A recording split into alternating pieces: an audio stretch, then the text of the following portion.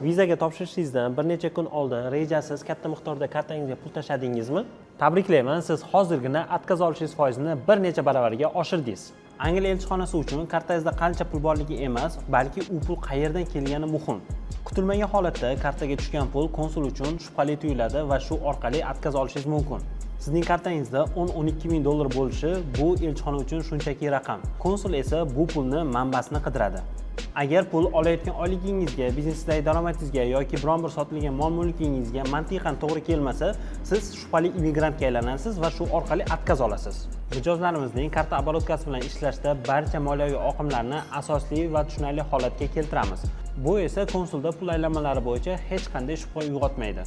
Keyingi safar ham tavakkal qilib atkaz olishingizni kutmang. Viza olish bu lotereya emas, bu aniq hisob-kitob. Safaringizni professionallar bilan rejalashtiring. Ishonchli viza xizmati uchun ushbu raqamlarga bog'laning yoki direct orqali atkaz qog'ozingizni yuborsangiz, men uni tahlil qilib, sizga bir aniq yechim beraman.